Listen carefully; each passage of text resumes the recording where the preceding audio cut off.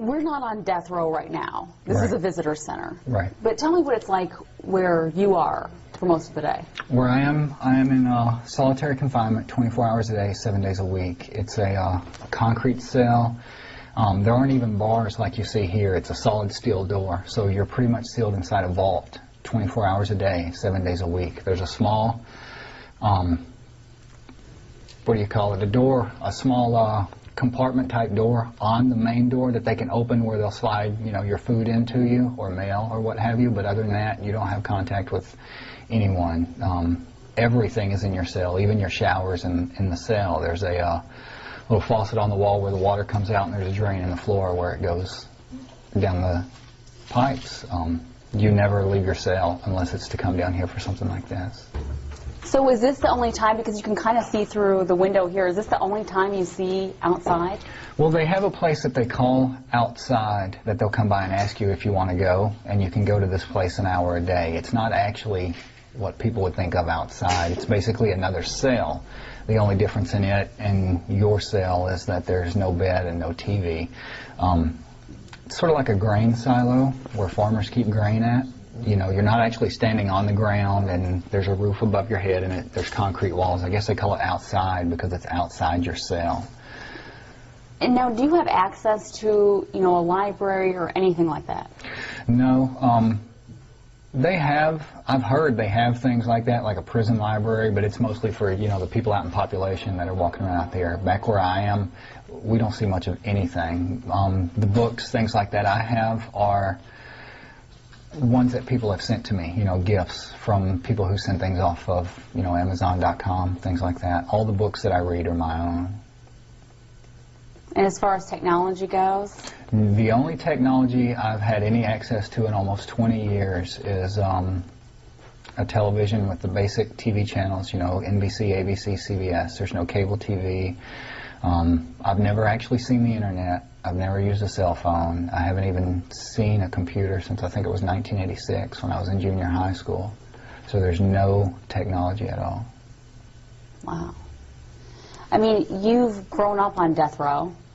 You got there when you were 19. You're almost 36 now. I'll be 36 on December the 11th. That's, I can't wrap my head around that. What is that like to grow up on death row? To live on death row? People ask me that, and I've wrestled with how to describe it to them, and there's almost no way to describe it because most people don't have anything this horrific in their frame of reference to compare it to. So I think it's one of those things I could probably talk about for days and days, and people may think that they have a basic grasp of it or an understanding of it, but in reality, they wouldn't. It's just too horrific for most people to be able to comprehend. How do you keep sane? You have to. One thing I noticed whenever I came in was how most of the people who come to prison, as soon as they walk in the doors, they enter something like a state of suspended animation. They don't grow anymore. They stop. They freeze. It's like when the age they were when they come in, that's what they are forever. And I didn't want that to happen to me.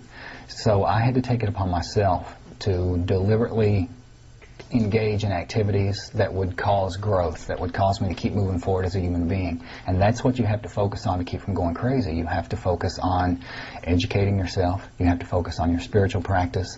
You have to focus on keeping yourself as fit as you can physically, mentally, emotionally, because if you don't do it, no one else here is going to. This is basically a storehouse where they hold you until they get ready to kill you. And that's it. Let's go back to when this all started. When Stevie Branch and Christopher Byers and Michael Moore were killed. Did you know these boys? How did this all happen? I'd never even heard of them. They lived, you know, everyone refers to us as the West Memphis Three, but in reality we came from a very small town right on the outskirts of West Memphis called Marion. So we didn't have a great deal to do with West Memphis at all. I didn't know many people there at all. You know, we went to school in Marion. If we went grocery shopping, we went grocery shopping in Marion. Pretty much all of our daily activities revolved around Marion, not West Memphis. So there weren't very many people there that I knew at all. I'd never even seen these children before. So after these boys died, how did you get pinpointed as one of the killers?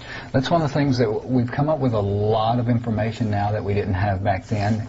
In essence, what it comes down to is the way I looked. You know, this was a very small town in 1993, and I didn't fit in. The way I dressed, the music I listened to, the books that I read, it stood out in a very small town, and that made me a target.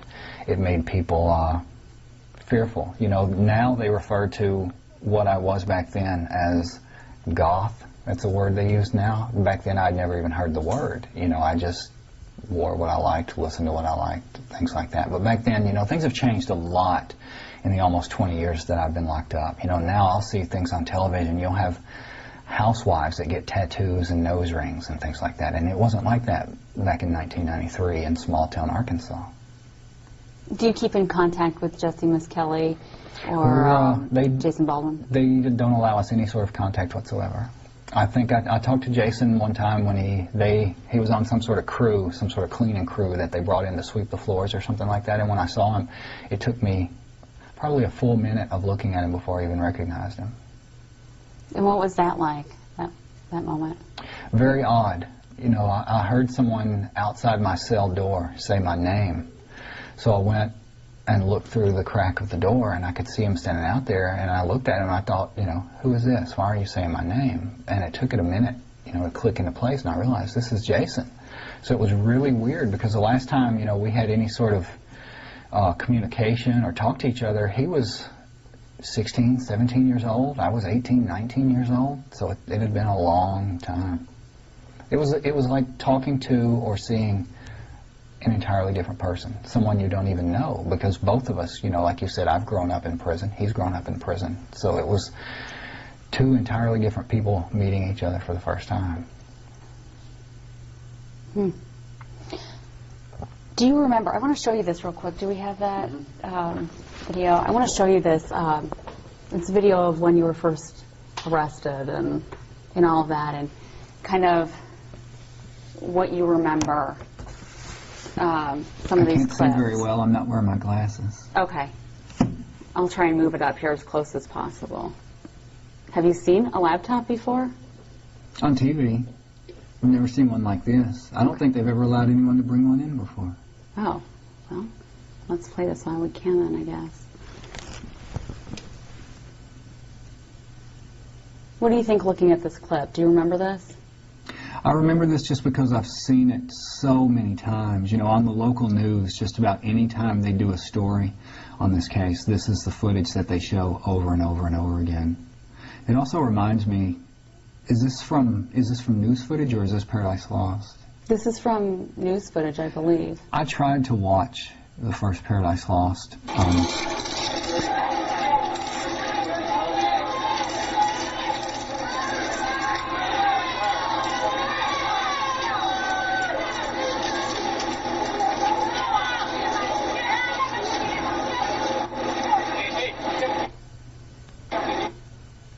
Let me try and turn this up.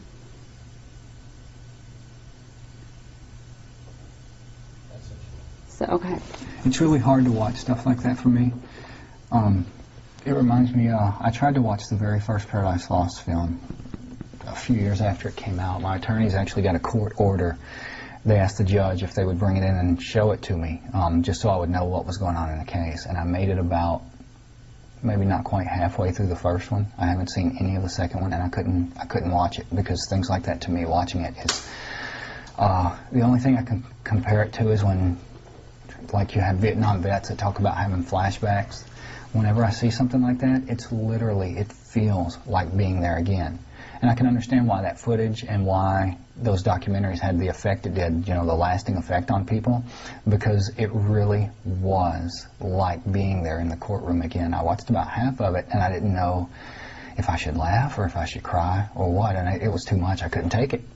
So I stopped after a little less than half of the first one, didn't watch any of the second one, and whenever I see things like that on the news, I tend not to pay attention to it. When you see that clip of you in court, you're kind of sitting back in your chair like that, what were you thinking then? Do you remember that day very clearly? That particular day, no. I mean, you're talking about something that's almost 20 years ago. take that into account, the fact that it was almost 20 years ago, plus the fact that whenever I was going through that, I was in so much shock and trauma. I had just had my entire life and my entire world destroyed. Every single thing that I knew had been completely ripped to shreds.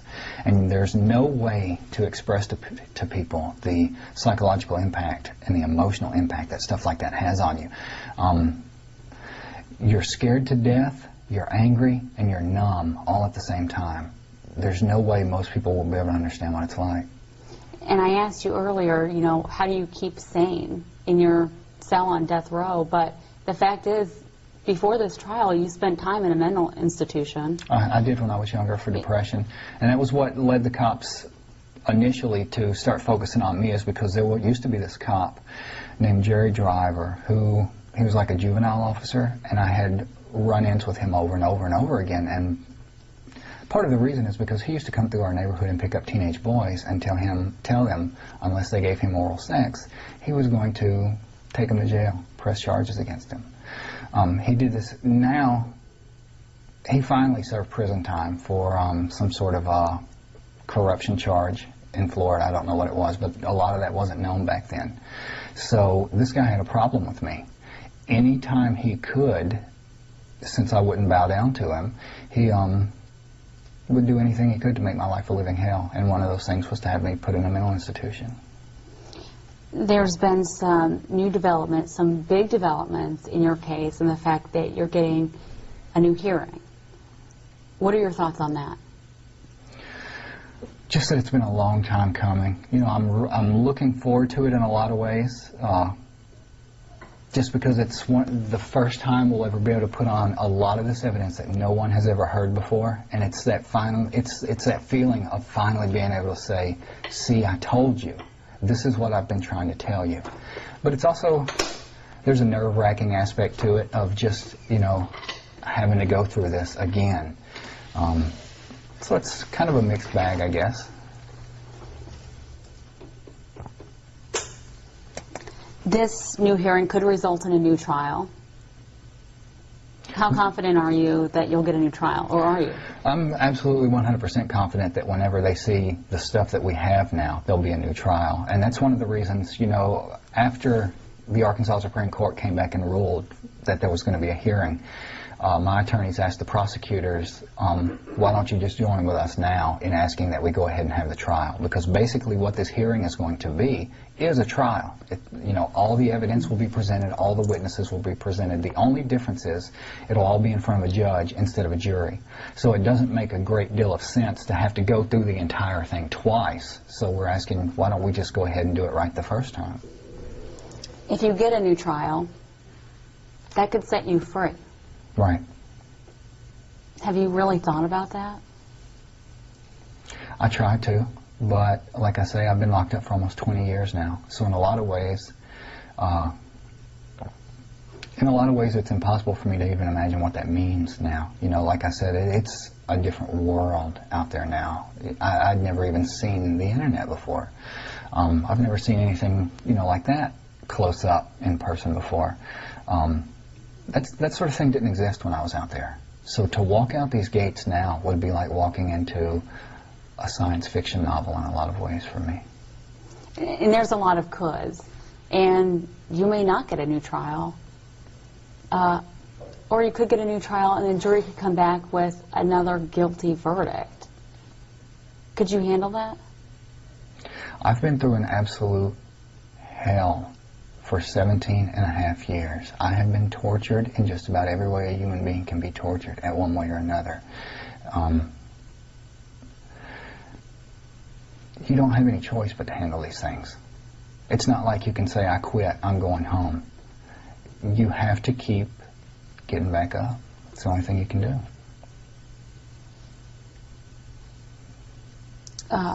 Do you have any communication with any other, or do you see any other inmates? I mean, do you have any kind of contact with anybody else? There's nothing like conversations or anything like that. I'll see people from time to time, you know, if they're bringing someone past my door. Like I said a while ago, they brought Jason in one time to sweep the floor, and I could see him through the crack of the door. But it's nothing like, you know, sitting down like we're talking right now. There's nothing like that, no. How often do you get visitors? Once a week. We're allowed one visit a week for 3 hours. And most of the time, All of the time, it's Lori. It's Lori. Yeah. Let's talk about that because you're married. Right. I've been married since '99. We've been together for about 15 years now. She's done more work on this case than probably all the lawyers, investigators, and everyone else combined. People might wonder, how does somebody on death row get a wife, a very pretty wife, who's fighting for your life, quite possibly harder than she would fight for her own? How does that happen? I don't know how it happens to people on death row. You know, I can only speak from my own personal experience, my life. And the only thing I can tell you is I was blessed by God. In a lot of ways, there's been tremendous amounts of tragedy come from this situation, but there has also been tremendous amounts of beauty come from this situation. And that's one of those things in my life that has brought a tremendous amount of beauty and a tremendous amount of joy. In a lot of ways, this situation has been, it's forced us into a place that most people don't have to go. You know, whenever you're married to someone out there, you have a lot of things that you take for granted. Things like physical intimacy, things like coming home to the person you're married to every night. You don't have that in a situation like this, so it forces you to grow together psychologically and emotionally. You have to find other means of connecting, other ways of being together. How did you guys meet? She lived in New York at the time, and they had a small screening of the first Paradise Lost film at a small art house theater in New York, and she saw it and wrote me a letter, and it went from there. And so where do you get married? Here, well, they moved death row to this prison about, time gets weird in here, somewhere between 5 and 7 years ago. Before that, we were at other prison, so we just got married in the visitation area over at the other prison. As far as I know, we've been so far the only Buddhist wedding ceremony in the Arkansas prison system history. And you have a ring. Yes. And she has a ring. Yes. And did she have to go out and get those then? Yeah. She had to do pretty much everything, you know, go out and get the marriage license and all of that. Talk about the rest of your family. My family, you know, I grew up in a world where I only have a 9th grade education, and that's more education than anyone else in my family has. We come from a background of absolute and complete poverty beyond what most people in this country can imagine in this day and age. When you take all that to begin with and then throw this case on top of it, it broke my family. It destroyed my family in a lot of ways. In a lot of ways, life stopped for my family whenever this case started. And a lot of people don't think about how this isn't just about me, you know, everything that's going on right now. This is about my entire family. It's about the victims' families. It's about all of the people that, you know, it ripples outward like throwing a rock into a pond. You know, there's not just one initial hit and then it stops. There's a lot of pain involved in this case. Let's talk about, you have a son? I have a son. He's almost the exact same age that I was whenever I was arrested. Do you see him? Not as often as I'd like. He lives far away from here. We try to keep him as distant from this case as we possibly can, just so he has some semblance of a normal life. Which, you know, it's still going to leak in ways whenever you have to explain, you know, why is your father not here? But that's one of the things that you have to train yourself to not look at the negative aspects of, because if I start focusing on things and concentrating on things like the fact that I missed his entire childhood. You know, all the things that I loved so much whenever I was a kid, I never got to take him trick-or-treating. I never got to play Santa Claus for him. We've never had a single Thanksgiving together. And he's an adult now. He's grown. He's almost the same age I was whenever I was arrested. And those are the kind of things that, if you let them, they plant seeds of bitterness in your heart. And I can't afford for that to happen in here, because you're already in an external sort of hell. But if you start focusing on that, then it makes it internal too. You said he's almost the same age. He's 17. You said your son is almost the same age as you were. Exactly. When you were convicted. Exactly. What do you think about when you look at him and then look at where you are now? It's hard for me to comprehend things like that, you know. It's one of those things that you wrestle with, just trying to figure out, where did all this time go? You know, what happened? It's crazy. It's crazy. What do you think about all the celebrities that have gotten involved in this? Eddie Vedder, Johnny Depp, the Dixie Chicks. Do you have any contact? Have you ever had any contact with them personally? Mm-hmm. You know, that's one of the things people talk about. You know, they ask a lot of questions about the celebrity aspect of the case, and for me, it's not really about that. I don't experience a lot of that because I'm in here, like I said, 24 hours a day. To me, you know, when... Do you even know them as celebrities? I mean, well, that's kind of what it's hard. Eddie Vedder, you know, when Eddie comes here, we'll sit here and we're talking about baseball and we're eating M&Ms. You don't equate that with the person you hear come on the radio sometimes. You know, it's almost like two different people in a lot of ways. So Eddie Vedder comes to visit you here? Mm-hmm. How often? Not as often as he wants to, but often. This is, you know, I don't like to talk about, these people have people chasing them constantly, focusing on them, you know, trying to take pictures of them, trying to ask them questions. So I try to be as respectful as I can about their personal lives, and you know, the last thing they need is to show up here and have, you know, people waiting to take pictures of them outside the front gate or something, so I don't talk about it a lot. But that means a lot to you to have those kinds of people come visit. Yeah, you know, that was one of the things, like whenever they had the big concert in Little Rock a while back, and I think most people focused on the celebrity aspect of it, but for me, I guess the thing that meant the most to me, or had the most impact for me, was the fact that it was done completely and entirely out of love. You know, these are people that Lori and I both have known for years, and that have come to mean a great deal to us in our lives, and they didn't gain anything from doing this. You know, it didn't boost their careers, they didn't make huge amounts of money off of it. It was done purely and entirely out of love for us. Has Johnny Depp been to visit you here?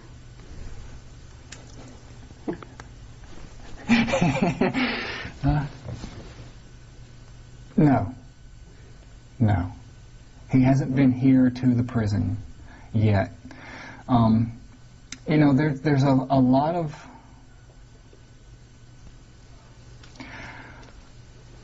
It's hard to describe in a lot of ways. You know, another person that's been with us for a long time is Henry Rollins. And I think one of the things, I got a letter from him a couple days ago, and one of the things he was talking about, and this is one of the same ways that Johnny feels, and it's kind of personal, but Henry was talking about how the reason he doesn't want to come here is because he doesn't want to have to see me like this. He doesn't want to have to see me in this environment, treated this way by these people. He wants it to be on equal ground. So Henry and Johnny have both been with us. You know, I told him, don't worry about it. It's one of those things, you've been with us in mind, you've been with us in heart, you've been with us in spirit for years now, and that's what matters. So you talk with them back and forth in letters. Right. Did you keep all those letters? No. If it's something important, I'll send it out to Lori, and she keeps it. You know, she's had to rent an entire storage facility to hold a lot of stuff. All the books that I've read in the time that I've been here, the letters that I wanted to keep, things like that, she had to rent an entire storage facility because there's so much of it. Wow, okay. This was a question I was thinking about last night as I was going to bed. You know, we think about what we're going to do at work the next day or things we have to do around the house. What do you think about when you go to bed at night? Different things on different days, I guess. A lot of what consumes my time here, and this is what I focus on most of the time, to the point where, you know, people think that I'm probably obsessed, sitting around thinking about the fact that I'm in prison all the time, and I'm not really. I have things that I work on, things I think about, things I do, and one of the things that's been extremely therapeutic for me and that has allowed me to survive in here through all these years is my spiritual practice. So that's what I'm focusing on most of the time. You know, I've had to learn things. Just one example, back when I first came into the prison, the guards, I guess they decided they were going to throw me a welcome to the neighborhood party, so they put a knife in my cell and carried me back to the part of the prison they called a hole, where for the next 3 weeks they beat me, they starved me, and they tortured me in just about every way you can torture a human being. They beat me so bad I pissed blood.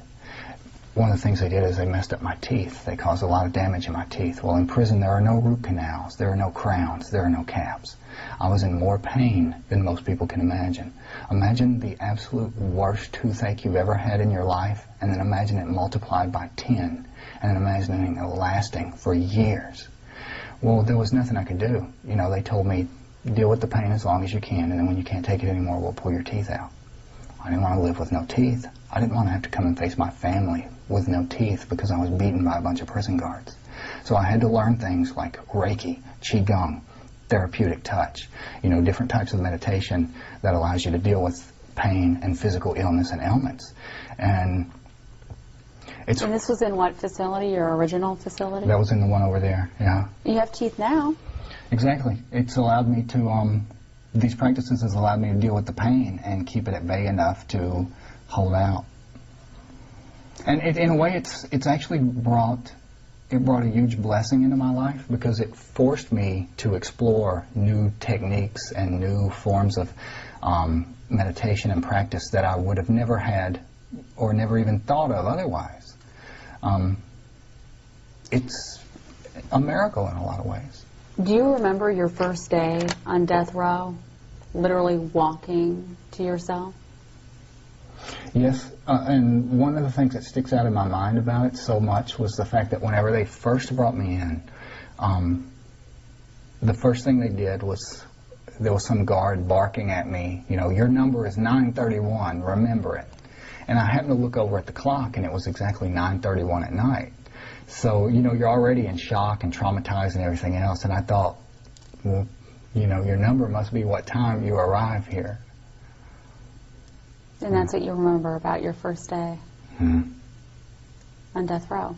I arrived at 9:31 at night. What scares you the most? I don't know.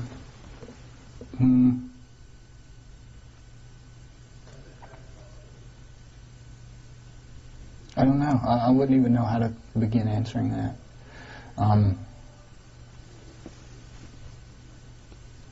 I think that's the same thing that scares most people, and you know, I think the obvious answer that most people would expect to hear is death.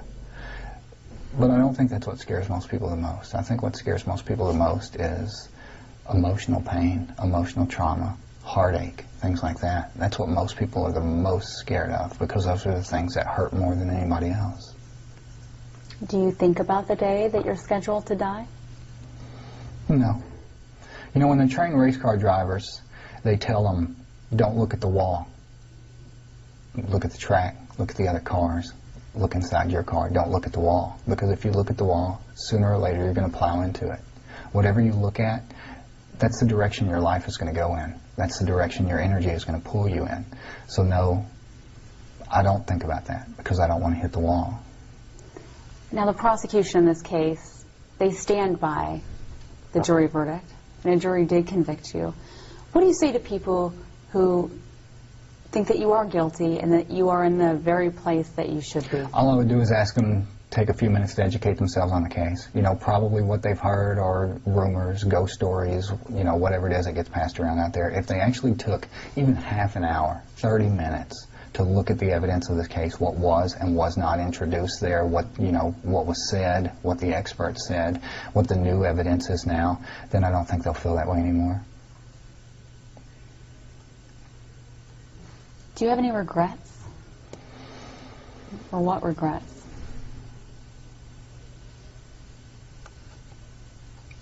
Nothing major, I don't think. Nothing big, you know. Mostly it's things I don't have any control over. You know, like, for example, just wishing I could have been a bigger part of my son's life. Things like that, things that I don't have any way of having any control over at all. And you said you're Buddhist, right? I don't really classify myself as anything. I have received ordination in Rinzai Zen, which is the tradition of Japanese Buddhism that used to train the samurai. How do you do that? How do you get that? Whenever I first came into death row, there was another guy here that was a Buddhist. He eventually was ordained a priest before they executed him.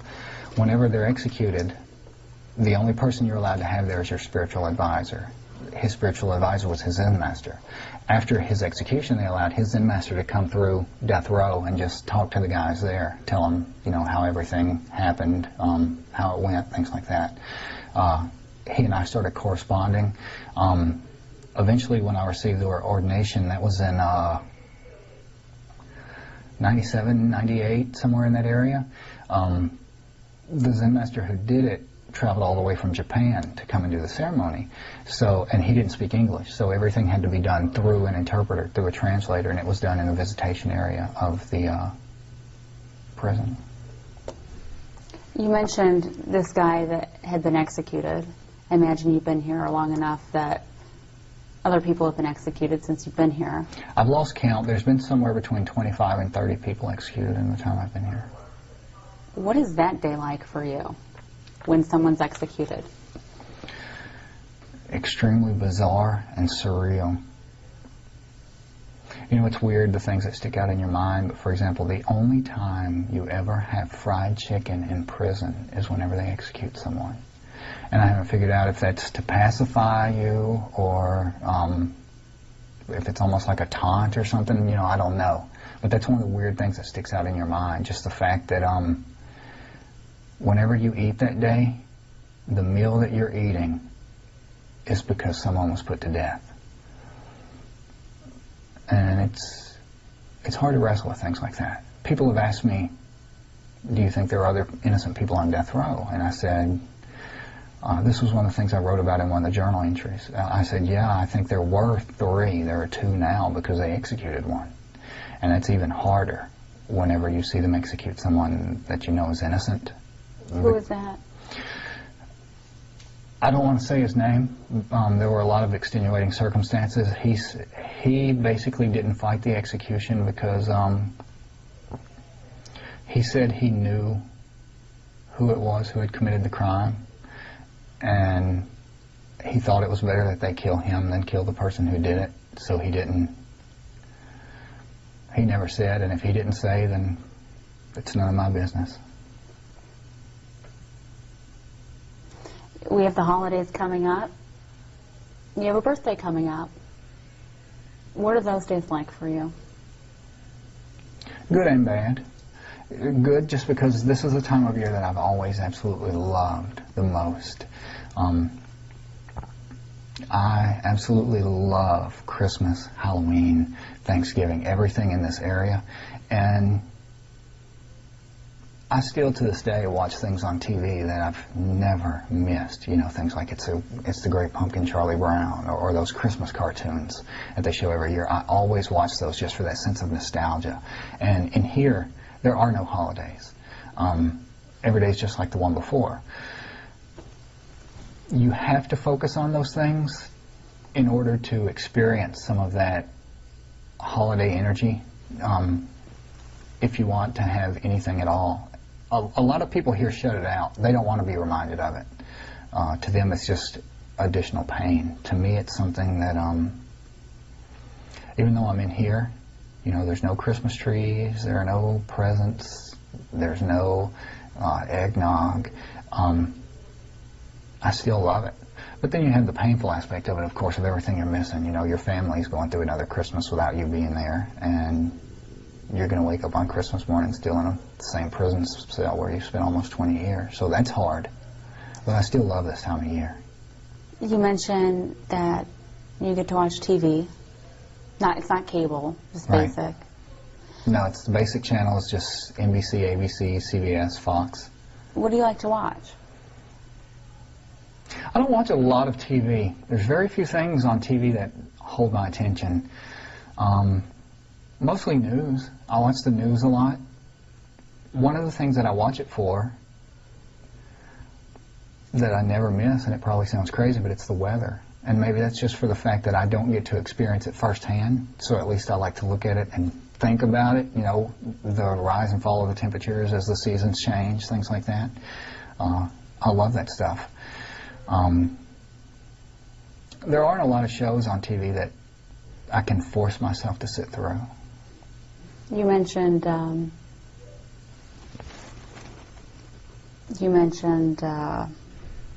you like to watch the weather on the news, and that you hadn't seen a computer since, or been on one at least, since 1986. Right.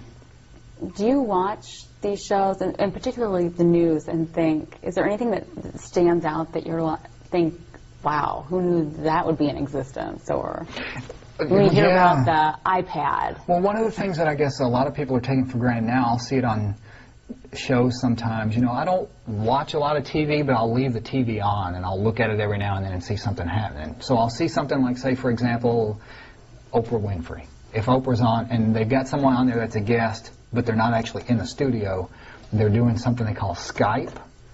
Well, when I was a kid, this was like some fantasy thing. You know, they would tell us, you know, one day you're going to have telephones where you don't just talk to the person, you sit there and you look at them face to face while you're talking. And I would always think, yeah, right, like that's going to happen. And now it seems to be something everybody takes for granted, something very common. If you do get a new trial and eventually get set free, what will you do out here, as you keep calling it? In a way, I'm glad I missed a lot of that stuff, the computer stuff, the Facebook, and, you know, all that sort of stuff, because now I don't really have an interest in it, and it seems to be the thing that consumes most people's lives. For me, the thing that I'm really most interested in is spagyric alchemy, dealing with herbs, alternative methods of healing. You know, the things I was talking about a while ago, how I had to learn these alternative methods myself just to keep my sanity and maintain my physical health, because things like that don't even exist in here. I'd like to be able to take those things that I've learned and keep expanding on them in ways that I don't have access to in here, you know, things like herbalism, and maybe help other people with it, you know, keep expanding it, acupuncture, acupressure, things like that. Is there anything else you want to add that you'd like to tell people, or that you think people would be interested in knowing? I don't think there's anything I can think of off the top of my head other than just thank you for listening to this. Thank you for giving this case your attention for all these years. And it has made a difference, and I do appreciate it. The grove that I attend from time to time, the Easterners and the others that come there, but it is the most faggy goddamn thing you will ever imagine. A San Francisco crowd that goes in there. It's just terrible.